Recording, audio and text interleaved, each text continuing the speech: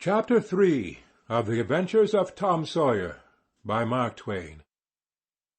Tom presented himself before Aunt Polly, who was sitting by an open window in a pleasant rearward apartment, which was bedroom, breakfast-room, dining-room, and library combined. The balmy summer air, the restful quiet, the odour of the flowers, and the drowsing murmur of the bees had had their effect, and she was nodding over her knitting, for she had no company but the cat, and it was asleep in her lap. Her spectacles were propped up on her grey head for safety. She had thought that of course Tom had deserted long ago, and she wondered at seeing him place himself in her power again in this intrepid way. He said, "Mayn't I go and play now, Aunt?" "What, already? How much have you done?" "It's all done, Aunt." "Tom, don't lie to me. I can't bear it." "I ain't, Aunt. It is all done." Aunt Polly placed small trust in such evidence. She went out to see for herself, and she would have been content to find 20% of Tom's statement true. When she found the entire fence whitewashed, and not only whitewashed, but elaborately coated and recoated, and even a streak added to the ground, her astonishment was almost unspeakable.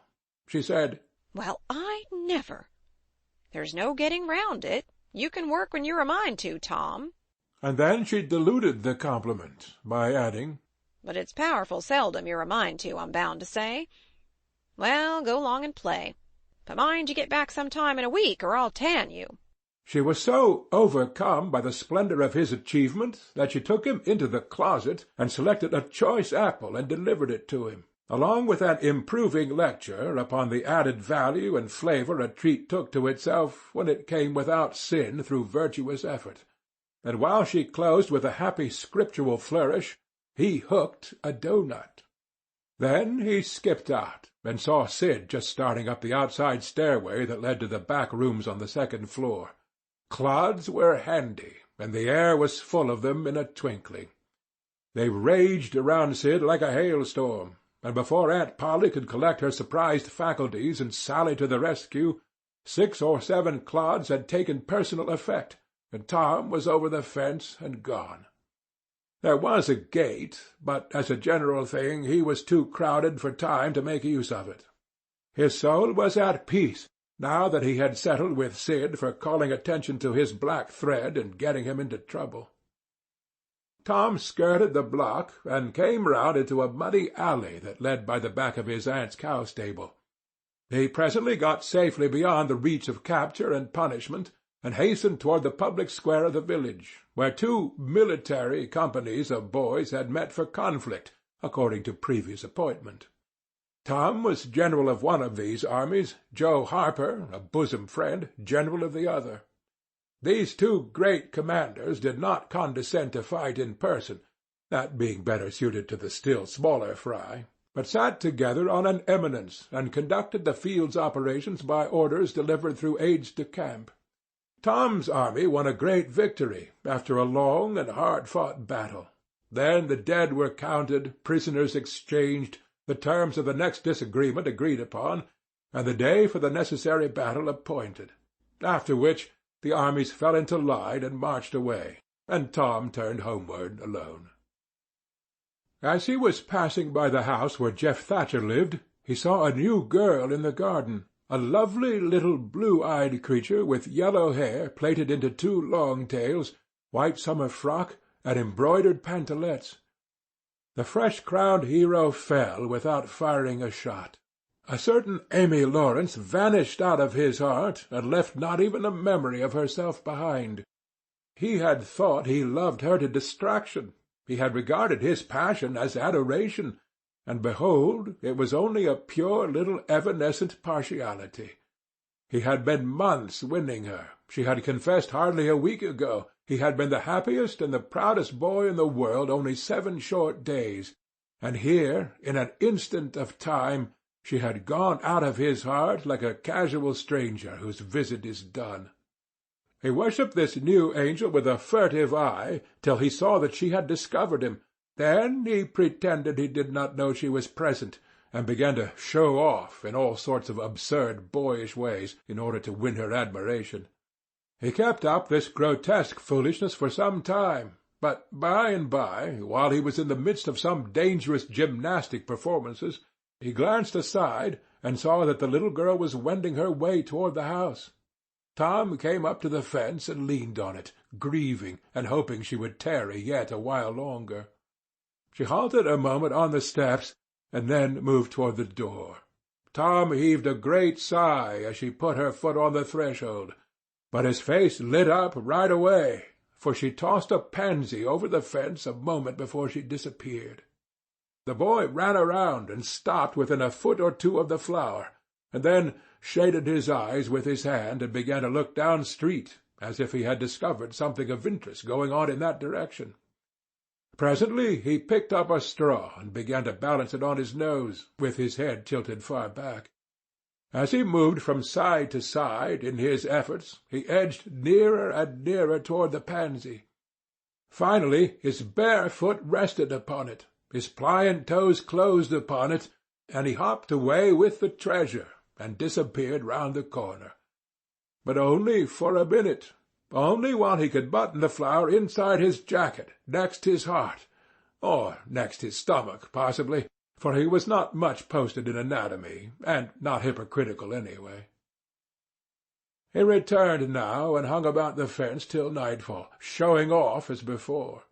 But the girl never exhibited herself again, though Tom comforted himself a little with the hope that she had been near some window meantime and been aware of his intentions. Finally he strode home reluctantly, with his poor head full of visions. All through supper his spirits were so high that his aunt wondered what had got into the child. He took a good scolding about clodding Sid, and did not seem to mind it in the least. He tried to steal sugar under his aunt's very nose, and got his knuckles rapped for it. He said, "Aunt, you don't whack Sid when he takes it." Well, Sid don't torment a body the way you do. You'd be always into that sugar if I weren't watching you. Presently she stepped into the kitchen, and Sid, happy in his immunity, reached for the sugar bowl, a sort of glorying over Tom which was well nigh unbearable. But Sid's fingers slipped, and the bowl dropped and broke.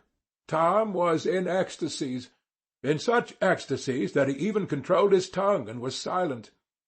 He said to himself that he would not speak a word, even when his aunt came in, but would sit perfectly still till she asked who had done the mischief, and then he would tell, and there would be nothing so good in the world as to see that pet model catch it. He was so brimful of exultation that he could hardly hold himself when the old lady came back and stood above the wreck, discharging lightnings of wrath from over her spectacles. He said to himself, "Now it's coming."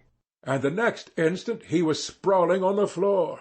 The potent palm was uplifted to strike again, when Tom cried out, "Hold on now, what are you melting me for? Sid broke it." Aunt Polly paused, perplexed, and Tom looked for healing pity. But when she got her tongue again, she only said, Well, you didn't get a lick amiss, I reckon. You've been into some other audacious mischief when I weren't around, like enough." Then her conscience reproached her, and she yearned to say something kind and loving, but she judged that this would be construed into a confession that she had been in the wrong, and discipline forbade that. So she kept silence, and went about her affairs with a troubled heart. Tom sulked in a corner and exalted his woes.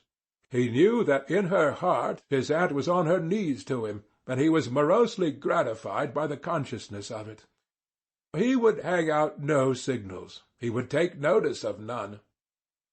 He knew that a yearning glance fell upon him now and then through a film of tears, but he refused recognition of it.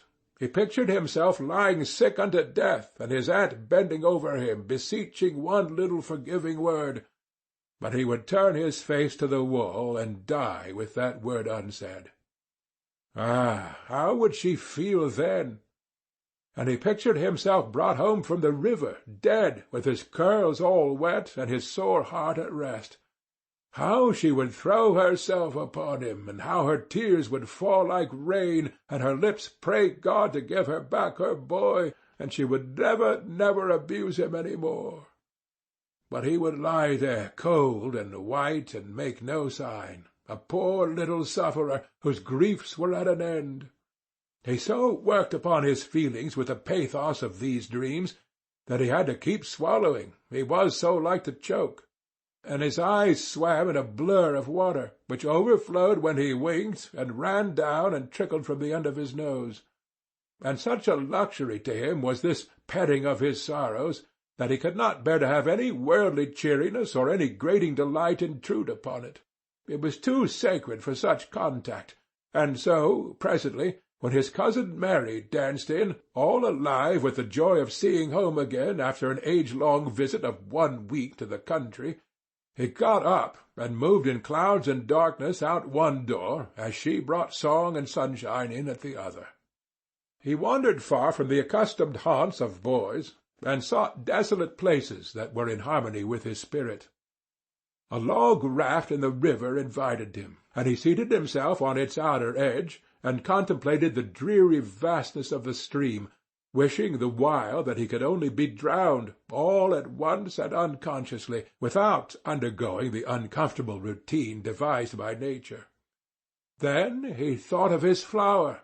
He got it out, rumpled and wilted, and it mightily increased his dismal felicity. He wondered if she would pity him if she knew.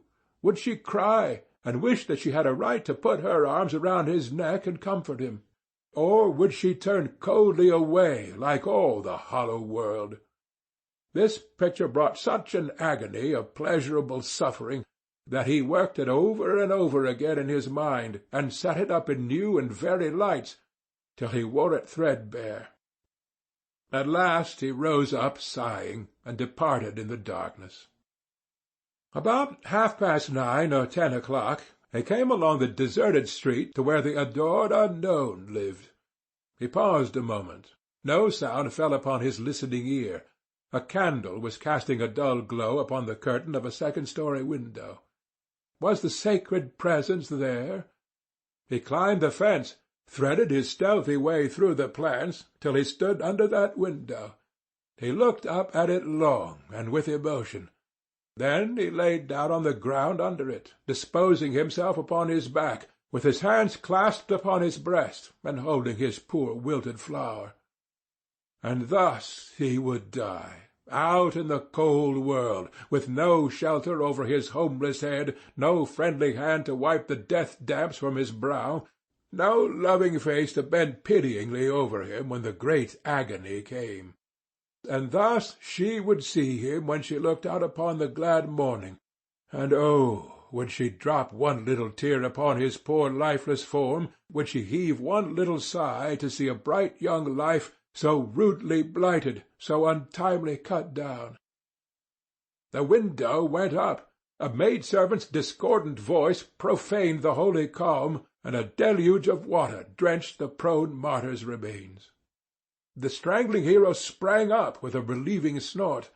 There was a whiz as of a missile in the air, mingled with the murmur of a curse. A sound as of shivering glass followed, and a small, vague form went over the fence and shot away in the gloom. Not long after, as Tom, all undressed for bed, was surveying his drenched garments by the light of a tallow dip, Sid woke up. But if he had any dim idea of making any references to allusions, he thought better of it, and held his peace, for there was danger in Tom's eye. Tom turned in without the added vexation of prayers, and Sid made mental note of the omission. End of Chapter 3